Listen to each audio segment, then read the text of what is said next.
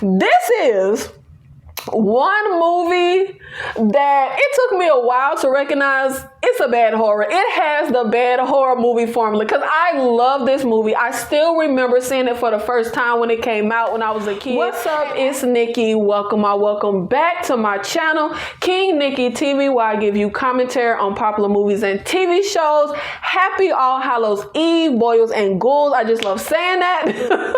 In this video, I will be giving you a list of my favorite bad horror that you must watch now for Halloween. This is the best of the bad horror in my personal opinion. Now, a bad horror movie normally consists of certain ingredients. You have very incompetent characters. You have an extremely unoriginal story and execution. You have just, the cheap jump scares, but this list is going to be the best of the bad horror. So let's get right into it. Coming in at number 1 is The Day from 2011, listed as action, drama, horror, sci-fi thriller. We have 5 people who band together to try and survive in a post-apocalyptic world, fighting for their life against bloodthirsty predators. Now, this is a low budget movie, not very original. However, this is really a great execution in my opinion.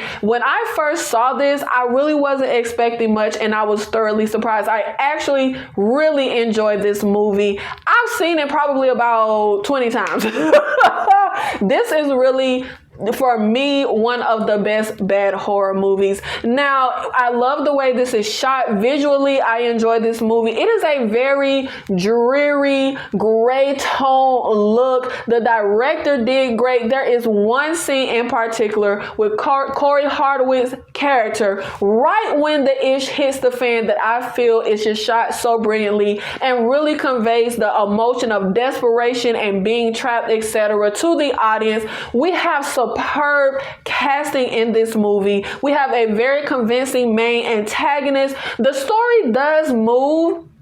I feel like I said does weird. The story does move in a very familiar way, but the execution is really entertaining. We are in one location the entire movie, but it never feels boring or stagnant. Everything does keep moving at a pretty good pace in my opinion. You get the sense that our characters never really have a moment to even catch their breath, and I really love that momentum that they were able to keep up with this movie.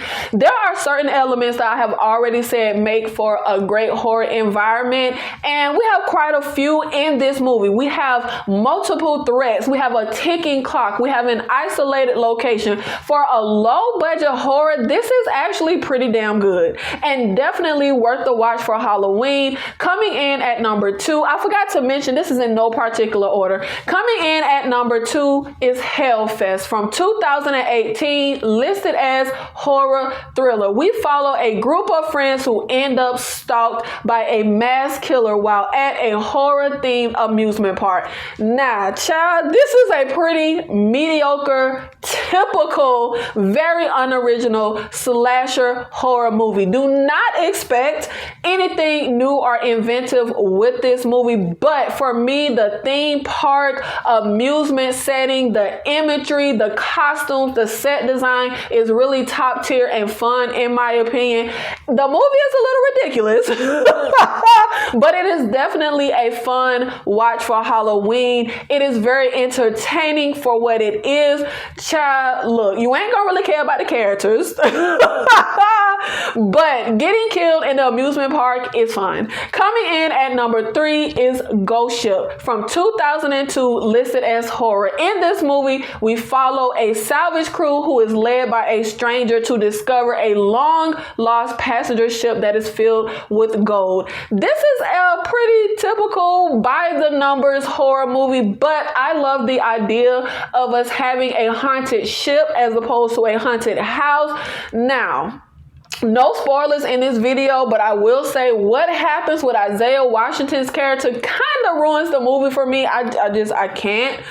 But Outside of that, I actually really enjoyed this movie. It's definitely a fun, entertaining watch for Halloween. Coming in at number 4, Daylight's End from 2016, listed as action, fantasy, horror, sci-fi. We follow a loner who meets up with a survival group in a post-apocalyptic world that has been taken over by vampire zombie hybrid. Now, this is another movie that I just came across like the day, had heard nothing, had saw no previews. I just read the synopsis and I just watched the movie, and I was thoroughly, pleasantly surprised. This feels like second-rate actors, kind of.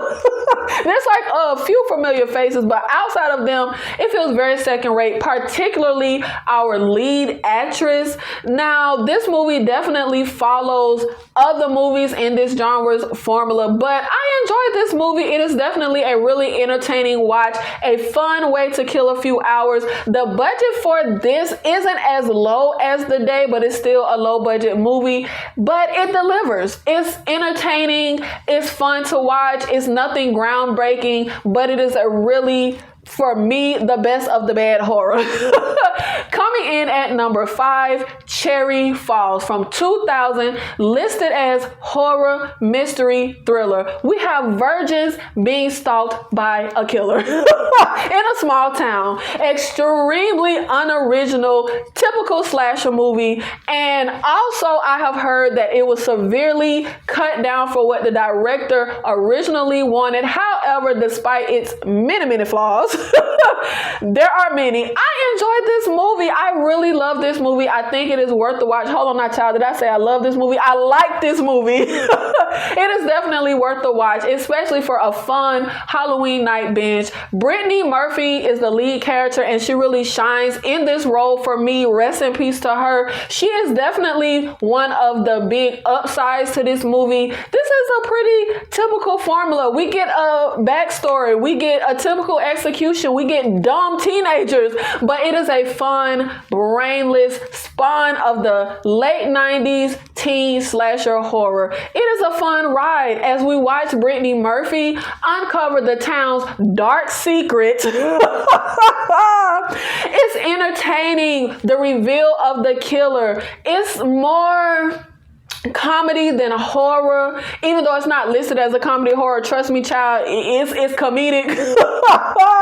It's ridiculous, but I love this movie. It is just a fun, entertaining watch. Coming in at number 6, Quarantine 2 Terminal from 2011, listed as horror, sci-fi, thriller. This is a sequel to the American version Quarantine movie. We have a plane that gets quarantined because of a mysterious virus, the same virus from Quarantine. Now, to me, this was a really surprising, really effective, entertaining virus horror movie. All of the actors are very competent and convincing. The horror is effective and fun. It's even intense in moments. The mood, the atmosphere, the horror sequences, very fun. This really is an unexpected, entertaining, low-budget movie that I feel surpasses the original, but that ain't saying much because, you know, I'm not really the biggest fan of Quarantine, but I definitely think Quarantine 2, to me, I enjoy a lot more. Coming in at number 7, The Eye from 2008, listed as horror mystery.